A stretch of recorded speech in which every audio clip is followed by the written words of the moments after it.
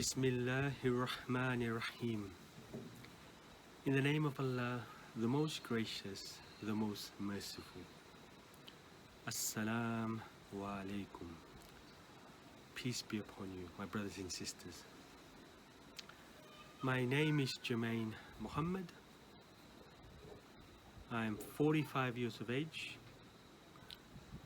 I was born in Fiji, in a lovely part of Singotoka in Kortong.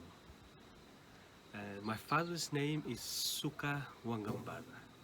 He comes from the Lao groups, and his koro is in Keteira. My mother, Jainab B. Waqabaca, her mother Anna Steele is from Kulkulu, which is in Singotoka. Alhamdulillah, I'm very blessed to be able to record and to share my journey as a half-caste Fijian, to be able to share my journey to Islam. I grew up in Kortongo, and being born in a half-caste family, predominantly the faith we followed was the Christian faith, and because my father was also in Itauke, the religion he followed was a Methodist, and my mother, her mother was I think more into the Catholic faith, but my mother's father was a Muslim, and he goes by the name of Lal Muhammad, a very prominent businessman, a very loved businessman, a very loved father, grandfather in Singotoka. So for me, it was a very interesting journey, being brought up in a half-caste family in Singotoka, surrounded by Christians, and I am now a Muslim. I've accepted Islam as my faith, and the video today, inshallah, God willing, is really to highlight and hopefully expose and to bring to light what I know about Islam, what I went through as an individual, what has changed in me and in the people around me. So I hope you can benefit, and I hope you can reflect, and I hope this video just helps you in general, because from what I've seen, what I know, that Islam is changing people's life, and Islam is growing. So there are a number of reverts. I'm an example. There are a lot of Samoans, Tongans, Maori, Argentinians, all over the world in general. A lot of people, even Aussies, a lot of people are reverting or coming to Islam, and are choosing Islam as their faith. So this video, inshallah, and there will be more to follow, but this video here in particular is really just my journey of what I was born into, the people that surrounded me, my family members, the half-caste families in Fiji, the Christians in Fiji, because I used to celebrate Christmas. I remember when we used to, if we were around the Nambo Pine Station, it was a few days before Christmas, we'll buy a branch, or if you could get it somewhere, we'd take it home, decorate it, and on Christmas, the culture in Fiji was family get together, lovo.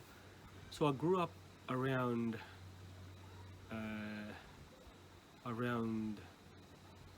these kind of events, and Christmas was probably the only festive season in the Christian belief that I think we celebrated, although it had other aspects of it, like Easter, Good Friday and all the rest, but I think it was predominantly Christmas. So, but Alhamdulillah, like I said, I am now Muslim, and I'm very grateful because uh, Islam for me has been a life changer. I've learned a lot about religion, and I think this journey to Islam has made it easier because the prophets in the Quran. I'll give you an example, like the Prophet Adam, his wife Eve, the Prophet Moses, the Prophet Noah, the Prophet Moses, the Prophet Abraham, the Prophet Jesus, and the Prophet Muhammad. All these prophets were mentioned in the Old Testament, in the New Testament. So it made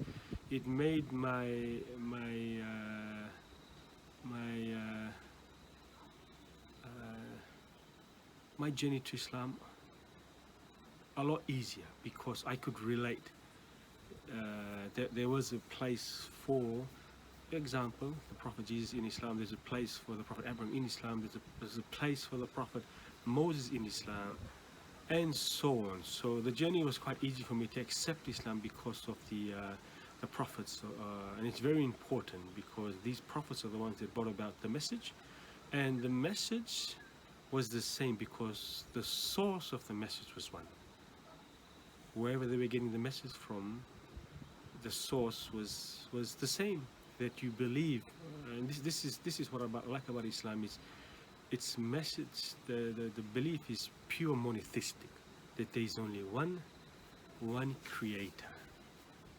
So I'm very blessed, because Islam for me is not just a religion, it's also a way of life. And I think this is the defining factor for me, which is important. Not only do you have a book of faith, but it's also a manual that you can apply to your everyday life. And in applying, you're learning and you're developing as an individual. So it's been a life-changing experience for me and the people around me, most particularly my wife, reverted to Islam. My father, Suka Waqabaca, he's also reverted to Islam, and this has been, I think, just an exposure of Islam, particularly from them seeing me in terms of worship, in terms of me fasting, in terms of me giving charity, in terms of my character. I think because I changed as an individual, and they saw it, and it also helped them in their journey and in their reverting to Islam. So Alhamdulillah, I'm very grateful that the initiative of a group of brothers, and namely Mr. Ayaz Shah and Mr. Bobby Bakar, that the intention was to help, to expose, to especially the indigenous Fijians and the half-castes in Fiji. This is the main aim, and this is our intention, that we want to bring to light, that if you're watching this, I hope that I can be a role model for some of the reverts out there, that if you want to know anything, if you want to know anything, and if I have the knowledge, I can help you, I can give you information, because religion is really there's a lot of history behind it, and in my opinion, you have to make the connection between the Old Testament, which is the Torah, the Zabur, which is the Psalms of David, the Injil, which is the New Testament, and then the Quran. You have to make the connection between all these books, which will ultimately lead you to where I am today, which is a Muslim. So I'm very grateful that I've been given these opportunities, and these brothers are doing work behind this to help other reverts around the world. and it'll be a very interesting journey. This will be the first of many episodes to come, and inshallah it'll be a learning experience for a lot of us, because I can relate. This is the most important thing. We can relate and reflect. So I can watch other reverts and I can be motivated by it. So I hope by you watching mine, you can be motivated by it too. So I'm thankful for this, and if you're listening and if you're watching,